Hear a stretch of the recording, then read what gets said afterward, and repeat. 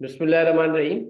Students, BRC 4 में हमारा chapter accounting for manufacturing का चल रहा था। और लास्ट क्लास के अंदर हमने जो है मेरे ख्याल से दानिया हमने करा था डायरेक्ट एंड इनडायरेक्ट क्लास। एक सेकंड होल्ड करो।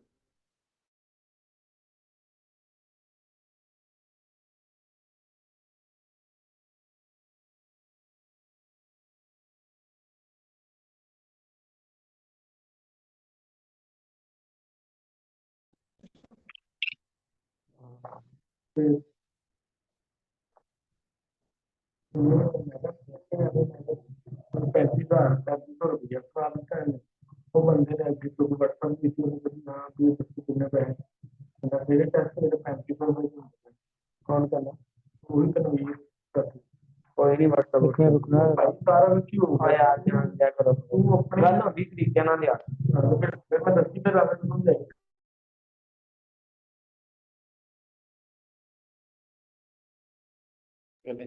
अच्छा जी, ये अपने माइक्स ऑफ कर ले बेटा हन्नान। तो लास्ट क्लास के अंदर हमने जो है वो डायरेक्ट और इनडायरेक्ट लेबर कॉस्ट की कैलकुलेशन सीखी थी कि ओवर टाइम का आपके पास तीन रीजन थे। और उसके अंदर हमने पढ़ा था overtime is due to regular routine work हो, तो ओवर टाइम का बेसिक जो है वो डायरेक्ट लेबर ट्रीट कहलाएगा, और आपका प्रीमियम जो है वो इनडायरेक्ट लेबर ट्रीट कहलाएगा। अगर ओवर टाइम का रीजन जो है स्पेशल कस्टमर रिक्वेस्ट हो, तो ओवर टाइम का बेसिक और प्रीमियम दोनों का दोनों डायरेक्ट लेबर ट्रीट कहलाएगा। याद है सबको? और अगर ओवर टाइम का रीजन जो है आइडल टाइम हो, मशीन ब्रेक डाउन हो,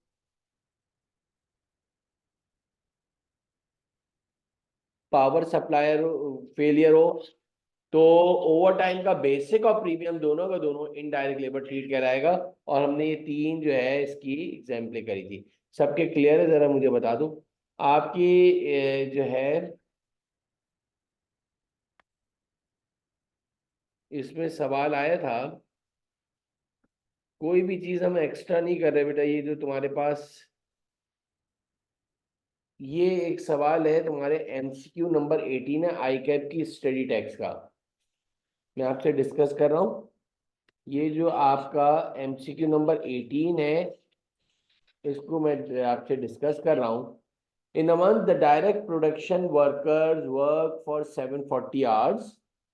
डायरेक्ट प्रोडक्शन वर्कर का मतलब होता है डायरेक्ट लेबर। इन्होंने 740 घंटे काम करा है, जिसमें से 110 hours of journal over time, जिसमें जो है 110 घंटे ओवर टाइम के। The indirect worker work for 200 hours.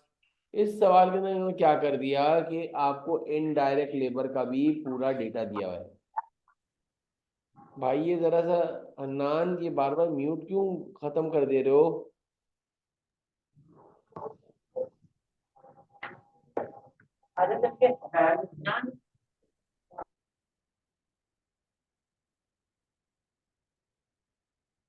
तो आपके पास डायरेक्ट लेबर भी है और इनडायरेक्ट लेबर भी है।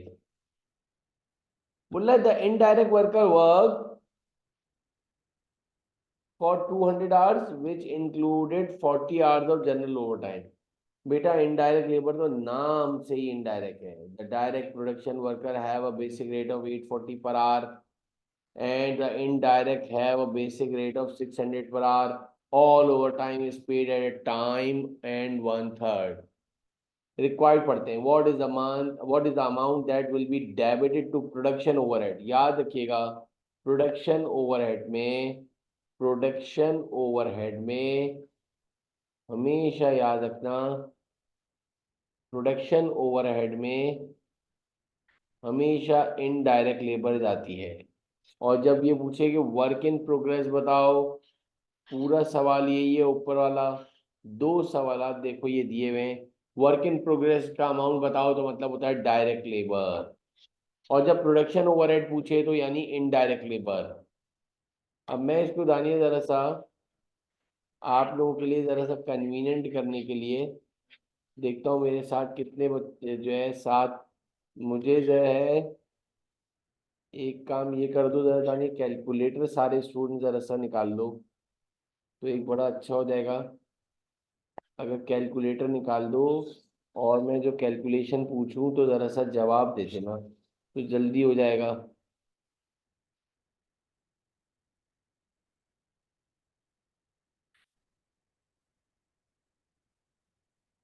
अब मेरा सवाल तुमसे ये है,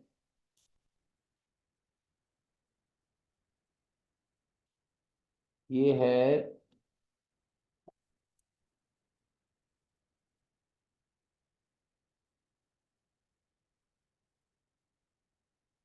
डायरेक्ट लेबर और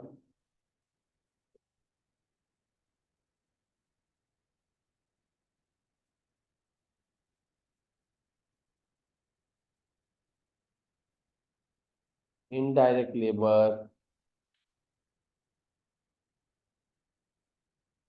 हमने पढ़ा था एक होते हैं स्टैंडर्ड आवर्स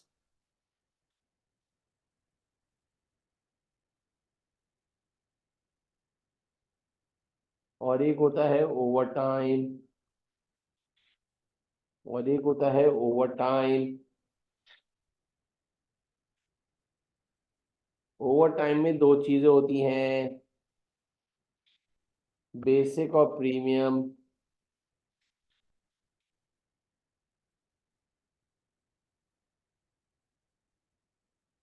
मेरे एक सवाल का जवाब दो। 740 आवर्स टोटल डायरेक्ट लेबर ने काम करा था, 110 घंटे उसमें से जानिए 740 में से 110 माइनस करना, 740 में से 110 माइनस करना।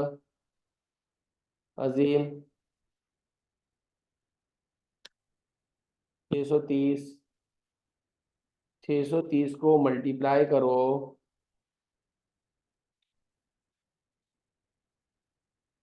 जरा जल्दी से, 840 पर आवर का रेट था, 840 से मल्टीप्लाई करो और 110 घंटे जो है वो था ओवर टाइम। और ओवर टाइम में दो चीज़ें होती हैं,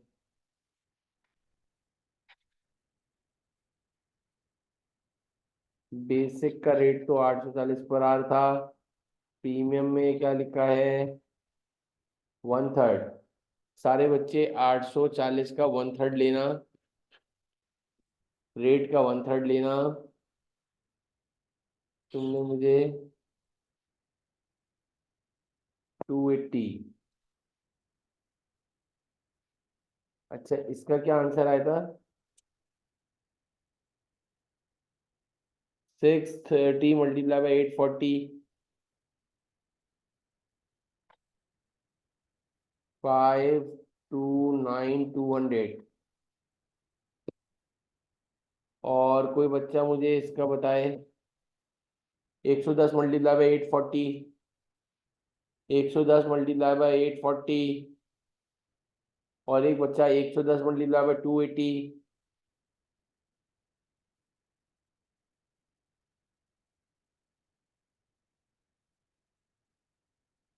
92,400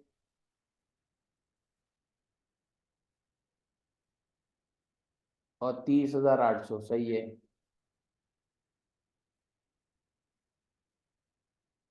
ये तो हो गई बच्चों डायरेक्ट लेबर की पूरी calculation.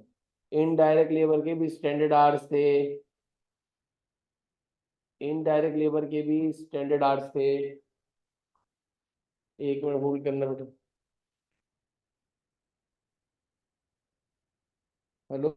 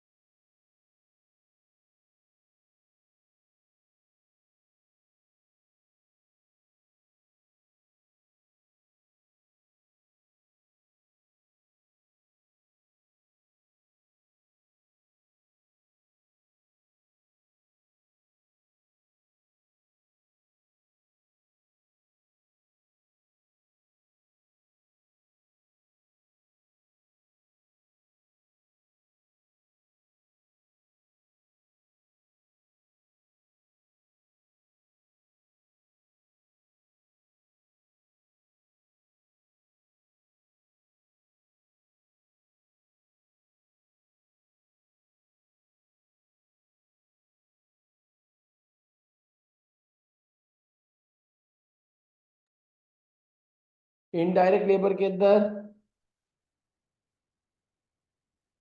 Indirect worker work for 200 hours which include 40 hours, 200 घंटे काम करा है जिसमें से 40 घंटे ओवर टाइम है, तो कितने हुए? 40 माइनस करो तो 160 हो गए।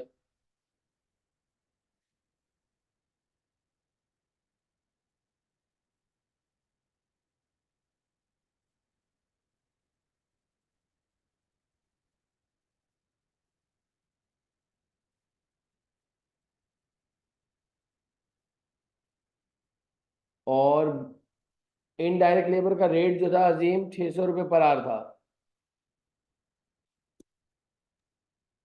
और ओवर टाइम में तो दो चीजें होती हैं,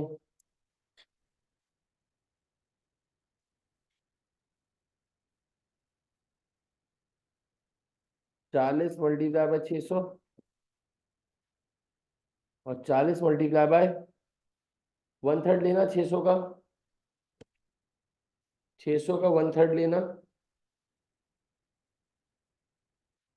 200 आया। अब 160 को 600 से मल्टीप्लाई करना, 160 को 600 से मल्टीप्लाई करो दानिश,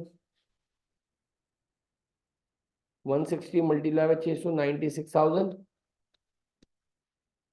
40 को 600 से मल्टीप्लाई करो 24,000, और 40 को 200 से मल्टीप्लाई करो 8,000। अब मजे की बात यह है कि इनडायरेक्ट लेबर तो नाम से ही इनडायरेक्ट लेबर होती है, इनडायरेक्ट वर्कर तो नाम से ही इनडायरेक्ट लेबर है, तो उसका basic, standard hours, over time, उसका प्रीमियम, सब का सब इनडायरेक्ट लेबर है। यानी डेटा में दो किस्म की लेबर दी हुई है, डायरेक्ट लेबर भी दी हुई है, इनडायरेक्ट लेबर भी दी है। इनडायरेक्ट लेबर तो नाम से इनडायरेक्ट लेबर है। अच्छा, स्टैंडर्ड आवर्स डायरेक्ट लेबर होती है, और ओवर टाइम का, अच्छा ओवर टाइम का रीजन जनरल ओवर टाइम है, यानी कि ये regular routine work, general over time का मतलब regular routine work, regular routine work. तो रेगुलर रूटीन वर्क का बेसिक डायरेक्ट लेबर, लेकिन प्रीमियम इनडायरेक्ट लेबर ट्रीट कहलाएगा। मैं अपनी बात को फिर रिपीट कर रहा हूं, ओवर टाइम का बेसिक डायरेक्ट लेबर,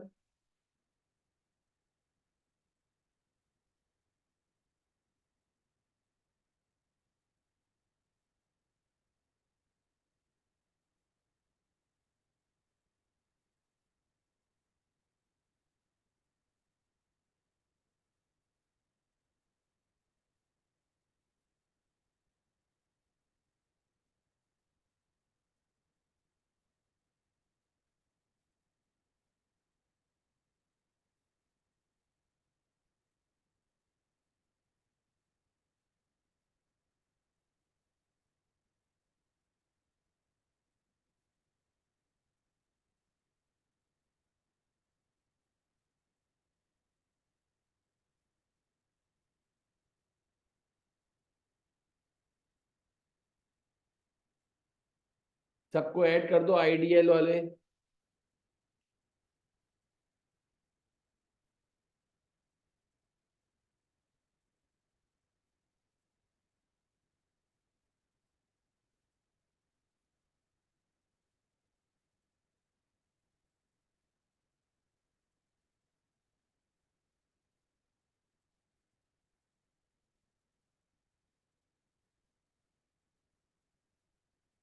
इन सबको ऐड कर लिया तुमने, आईडीएल आईडीएल आईडीएल? नहीं, ये 96,000 को ऐड करो, 24,000 को ऐड करो, 8,000 को ऐड करो, और 30,800 को ऐड करो।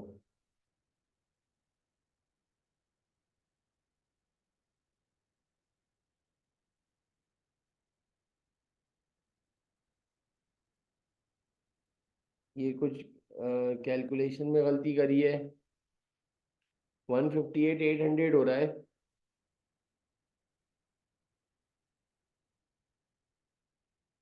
158,800 हो रहा है ना, सारे आईडीएल को जमा करो।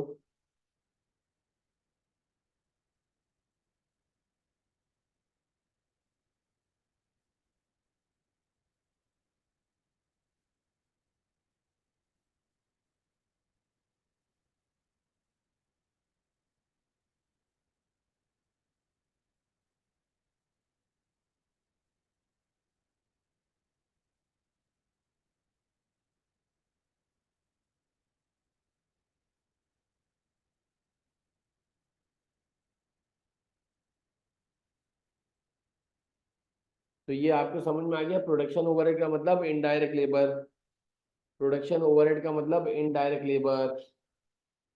और 19 पर आओ तो वर्क इन प्रोग्रेस का मतलब है डायरेक्ट लेबर कॉस्ट। पूरा सवाल यही है, in a month the direct production worker work for 740 hours including 110 hours of general overtime, the indirect worker work for 200 hours which include 40 hours of general overtime। पूरा वही है।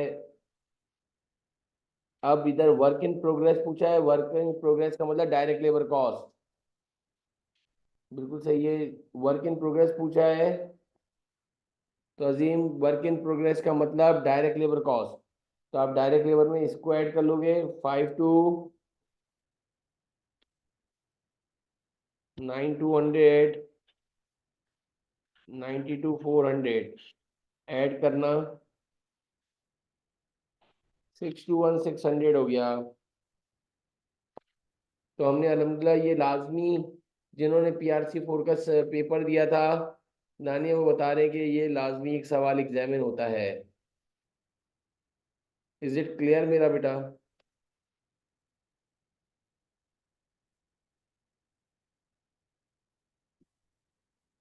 तो मैंने ये आपको इसके अंदर कंप्लीट आउट कर दिया है। अब मतलब ये डायरेक्ट इनडायरेक्ट लेबर कॉस्ट, इस चैप्टर के मजीद आगे हम बढ़ें तो आपके पास एक स्टेटमेंट है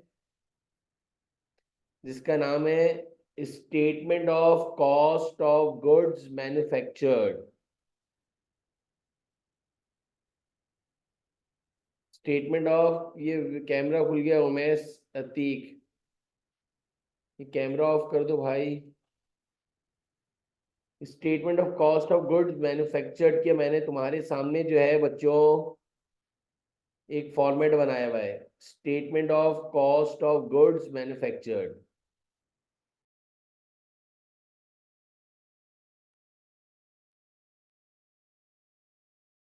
दानिया ये क्या चीज है? ये स्टेटमेंट का मतलब क्या है? कॉस्ट ऑफ गुड्स मैन्युफैक्चर्ड, जो गुड्स मैन्युफैक्चर्ड हुए हैं उसकी स्टेटमेंट बनानी है। एक मिनट होल्ड करो।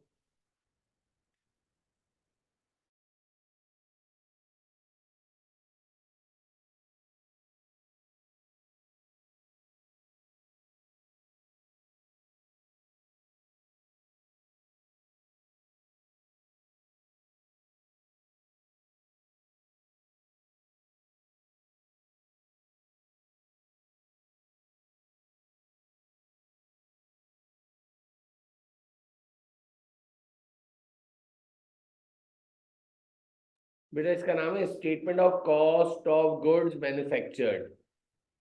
एक होता है कॉस्ट ऑफ गुड्स सोल्ड होता था, जो हम इनकम स्टेटमेंट बनाते थे, जो तुम सर से पढ़ भी रहे होगे। मैं इसकी बात कर रहा हूँ statement of cost of good manufactured. अव्वल बात, पहली बात, ये सिर्फ और सिर्फ आपके पास मैन्युफैक्चरिंग कंपनीज के अंदर बनती है, ट्रेडिंग बिजनेस में ये नहीं बनती। ट्रेडिंग बिजनेस में तो इनकम स्टेटमेंट बनती है, लेकिन मैन्युफैक्चरिंग बिजनेस के अंदर statement of cost of good manufactured भी बनता है और साथ साथ इनकम स्टेटमेंट भी बनती है। अब ये आपके पास जब तुम कैफ 3 में जाओगे तो तुम्हारे पास जो कॉस्टिंग का पेपर दोगे तो उसमें मैनुअल पेपर में ये पूरी तुम्हें जो है हन्नान, अजीम, आफाक, ये तुम्हें बनाने आएगी। लेकिन अभी तुम्हारे पास 2 नंबर का सवाल है तो इसलिए इसमें से कोई बीच का एक चंक आएगा जो तुम समझ लोगे। पहले इसको समझ लो अच्छी तरीके से, फिर इसके बाद हम बनाएंगे तो खुद ब खुद समझ में आ जाएगा।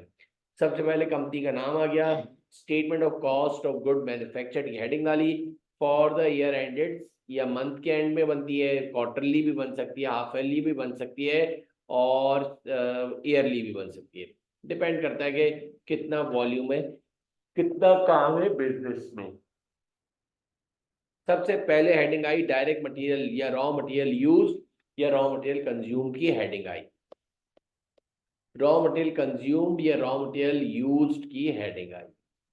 तो रॉ मटेरियल ओपनिंग इन्वेंट्री आ गया, उसके अंदर ऐड कर दिया raw material purchased, add transportation inward, इसको कैरेज इनवर्ड, जिस तरह से तुम लोग कॉस्ट ऑफ गुड्स सोल्ड बनाते थे उसी तरह का है, लेकिन फर्क ये है कि रॉ मटेरियल ओपनिंग इन्वेंट्री है, raw material opening inventory add raw material purchase add transportation inward, ये carriage inward, less raw material returns, less raw material closing stock या क्लोजिंग इन्वेंट्री। तो आ गया रॉ मटेरियल कंज्यूम्ड या raw material use या direct material use. कोई भी नाम पूछ सकता है। फिर कह रहा हूँ रॉ मटेरियल कंज्यूम, बिल्कुल जैसे तुम लोग ओपनिंग स्टॉक लिखते थे, ऐड परचेजेस करते थे, जहां जहां पे परचेजेस आती थी वहां वहां पे रॉ मटेरियल कर दो, एक ही बात है। जो आपने इनकम स्टेटमेंट बनाना सीखी है, आप लोगों को इनकम स्टेटमेंट याद हो गई है, जो फाइनल अकाउंट से सवाल है, जो 20 नंबर का अजीम सवाल आने वाला है, जो 20 नंबर का सवाल आने वाला है तुम्हारा, जो फाइनल अकाउंट का सवाल है, अगर देखा जाए तो वो सारे चैप्टर से मिलकर बना है। तो मेरा सवाल यह है कि वो उसमें जो आप कॉस्ट ऑफ गुड्स सोल्ड बनाते हो, उसमें आप जहां जहां पे परचेजेस का नाम आ रहा है अजीम, उसको तुम रॉ मटेरियल कर दो, raw material opening stock opening inventory जो बोलो, add raw material purchase add transportation inward, less raw material returns, less raw material closing stock gives you raw material used या रॉ मटेरियल कंज्यूम्ड। इसके अंदर add करोगे। अच्छा, बड़े मजे की बात एक और बताऊं बड़े कॉन्फिडेंटली, रॉ मटेरियल यूज या रॉ मटेरियल कंज्यूम्ड में ना बनाने के लिए आता है। डायरेक्ट लेबर सवाल के अंदर डायरेक्ट लेबर लिखा होगा, डायरेक्ट वेजेस लिखा होगा, एक ही बात है, डायरेक्ट लेबर लिखा हो या डायरेक्ट वेजेस, और फिर डायरेक्ट एक्सपेंसेस भी दिए होंगे, वो भी डायरेक्ट दिया होगा। यानी इन शॉर्ट डायरेक्ट लेबर और डायरेक्ट एक्सपेंस की कोई वर्किंग नहीं करनी होती है, वो डायरेक्टली सजे सजाए जो है पेपर में सवाल में आते हैं उसको एज इट इज ले लेते हो। लेकिन हाँ, रॉ मटेरियल यूज या रॉ मटेरियल कंज्यूम जो है सजा हुआ नहीं आता, वो हमें खुद करना होता है। रॉ मटेरियल ओपनिंग उठाओगे, रॉ मटेरियल परचेज को उठाओगे, ट्रांसपोर्टेशन इनवर्ड को उठाओगे, फिर इसके बाद रिटर्न को माइनस करोगे, क्लोजिंग स्टॉक को माइनस करोगे, तो रॉ मटेरियल कंज्यूम्ड आएगा। उसके अंदर डायरेक्ट लेबर यूज्ड को जो है ऐड कर दोगे डायरेक्ट एक्सपेंसेस को, तो बन गया prime cost. Direct material plus direct labour plus direct expense बन गया प्राइम कॉस्ट। इसके बाद ऐड करोगे एफओएच, इसके बाद ऐड करोगे बच्चों एफओएच, फैक्ट्री ओवरहेड, जिसको आप जो है मैन्युफैक्चरिंग ओवरहेड भी कहते हो, फैक्ट्री ओवरहेड भी कहते हो, प्रोडक्शन ओवरहेड भी कहते हो। और आपको पता है एफओएच का फॉर्मूला हमने पढ़ा था, indirect material plus indirect labour plus indirect expenses. तो indirect material, indirect labour, indirect expenses में factory heat light and power, factory insurance, factory maintenance, factory supervisor salary, सबको ऐड करोगे टोटल एफओएच आ जाएगा। अब जरा और से सुनिएगा, यह कहलाएगा टोटल एफओएच, और प्राइम कॉस्ट के अंदर टोटल एफओएच ऐड करोगे तो टोटल मैन्युफैक्चरिंग कॉस्ट आएगी। देखो एक और फॉर्मूला, प्राइम कॉस्ट के अंदर एफओएच जमा करोगे, प्राइम कॉस्ट के अंदर, और प्राइम कॉस्ट के अंदर क्या क्या है, डायरेक्ट मटेरियल है, डायरेक्ट लेबर है, डायरेक्ट एक्सपेंस, तीनों को जमा करके टोटल एफओएच को जमा करते हैं तो टोटल मैन्युफैक्चरिंग कॉस्ट आ गई। इसका दूसरा नाम टोटल फैक्ट्री कॉस्ट भी है। फिर ऐड करोगे डब्ल्यूआईपी ओपनिंग। सर ये डब्ल्यूआईपी का क्या मतलब है, work in process, work in progress, कुछ भी बोलो, work in process opening balance दिया होगा वो ऐड करना, फिर लेस कर देना work in process closing stock, तो आपके पास raw material manufactured, raw material consumed आ गए। समझ में आ गया? रॉ मटेरियल ओपनिंग बैलेंस और रॉ मटेरियल क्लोजिंग बैलेंस को माइनस करोगे, एक को प्लस एक को माइनस, तो you got cost of good manufactured. Hopefully समझ में आ गया होगा। अब एक काम ये करो बच्चों, इसलिए कि देखो बाजार पढ़ने में तो बड़ा आसान लगता है, लेकिन जब खुद करते हैं तो जब पता चलता है कितना क्लियर हुआ है। जरा कॉपी करो इसको, शाबाश, नीट एंड क्लीन कॉपी करना पड़ेगा। वजह यह है कि पूरी स्टेटमेंट नहीं आएगी, इसमें से कोई पार्ट आ जाएगा बीच का, तो वो सिर्फ वही बच्चा कर सकता है जिसके पास इसका फॉर्मेट बहुत अच्छी तरीके से याद हो।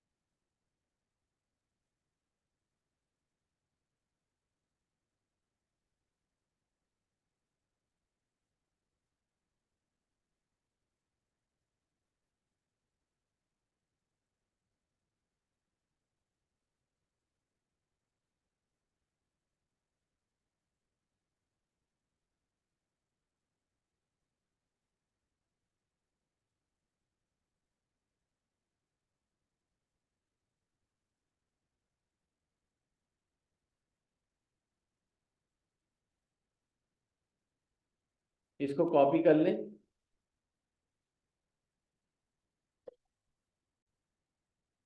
एफ ओ एच के अंदर आपके पास जो है प्राइम कॉस्ट के बाद एफ ओ एच को जब ऐड करोगे तो indirect material, indirect labour, factory heat and light and power, factory insurance, factory maintenance, factory supervisor salary, सारी टर्मिनोलॉजीज लिख दी ताकि तुम्हें जो है बिल्कुल अच्छी तरह समझ में आ जाए। फिर टोटल एफ ओ एच कर दिया। प्राइम कॉस्ट के अंदर टोटल एफ ओ एच जमा करोगे तो टोटल मैन्युफैक्चरिंग कॉस्ट बन गई, जिसको तुम फैक्ट्री कॉस्ट भी कहते हो। इसमें ऐड करोगे WIP opening stock, opening balance, less करोगे WIP क्लोजिंग स्टॉक। सारी चीजें आपको सवाल के अंदर गिवन होगी, सारी चीजें क्लास सवाल के अंदर आपको गिवन होगी। आपको ये याद रखना है कि क्या चीज फॉर्मेट में ऐड हो रही है, क्या चीज को इंक्लूड करना है, क्या चीज नहीं लिखनी है। तो ये आपके पास कॉस्ट ऑफ गुड्स मैन्युफैक्चर्ड बन गया। इधर तक हो गया हो तो मुझे बता दो जरा प्लीज।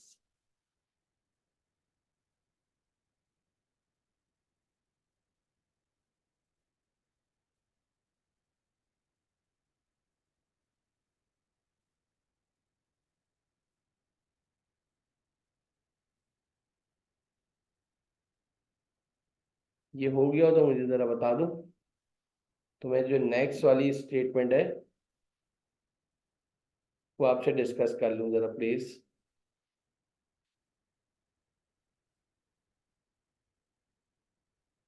सबका डन हो गया है?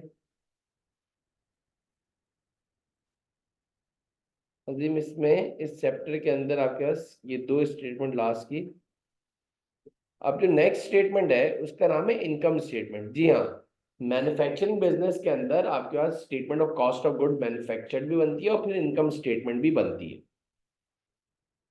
और इनकम स्टेटमेंट का फॉर्मेट आपके पास वही है, बस थोड़ा सा चेंज ये आ जाता है। याद रखिएगा कि कंपनी का नाम आया, income statement for the year ended December 31, और ये कंपनी का नाम आ गया। सेल्स लिखा, सेल्स में से आपने कॉस्ट ऑफ गुड्स सोल्ड को माइनस करा। कॉस्ट ऑफ गुड्स सोल्ड के अंदर जो है आपके फिनिश गुड्स ओपनिंग स्टॉक आया। फिर आपके पास ऐड आया करा आपने कॉस्ट ऑफ गुड्स मैन्युफैक्चर्ड। ये कॉस्ट ऑफ गुड मैन्युफैक्चर्ड आपने statement of cost of good manufactured से जो ये आंसर आया था ये आप ट्रांसफर करोगे। इसका मतलब ये हुआ कि पहले statement of cost of good manufactured बनेगी, इसके बाद आपकी इनकम स्टेटमेंट बनेगी। इसका अमाउंट ट्रांसफर होता है आपकी इनकम स्टेटमेंट में। फिर रिपीट कर दे रहा हूँ, सेल्स लिखा आपने, less cost of goods sold की हेडिंग डाली, आपने हेडिंग मार्क करी फिनिश गुड्स ओपनिंग। ये वाली income statement particularly manufacturing business वाले बनाते हैं।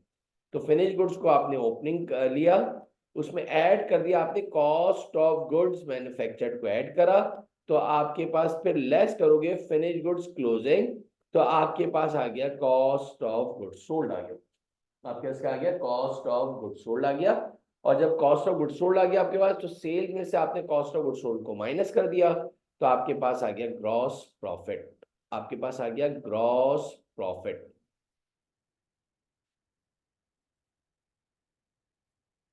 और जब आपके ग्रॉस प्रॉफिट आया तो इसमें आपने लेस अदर एक्सपेंस करे।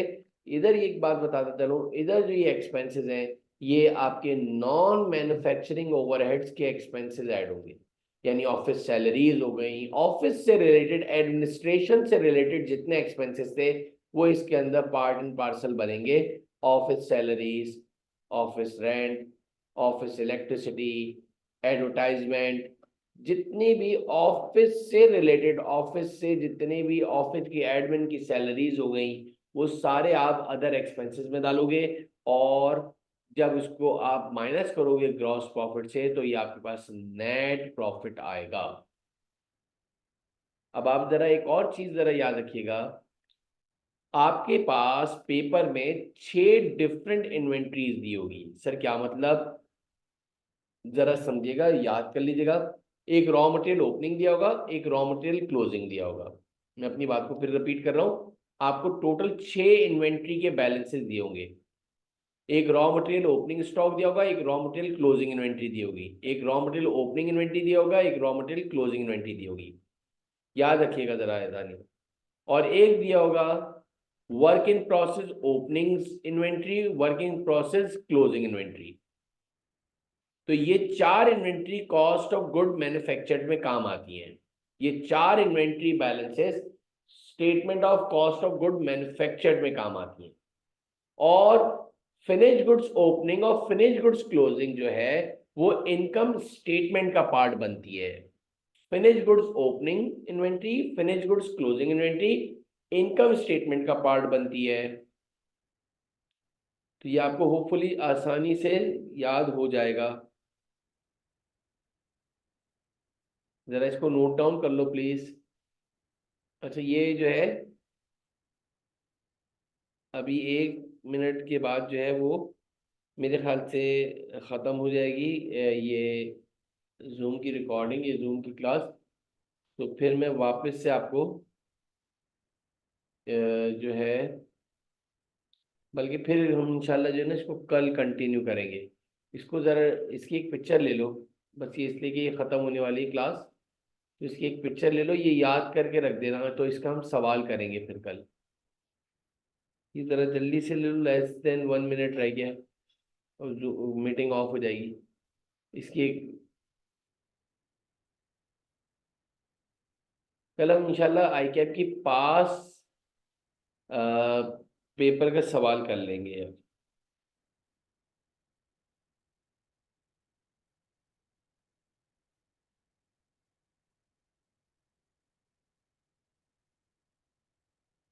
चलें ठीक है बेटा।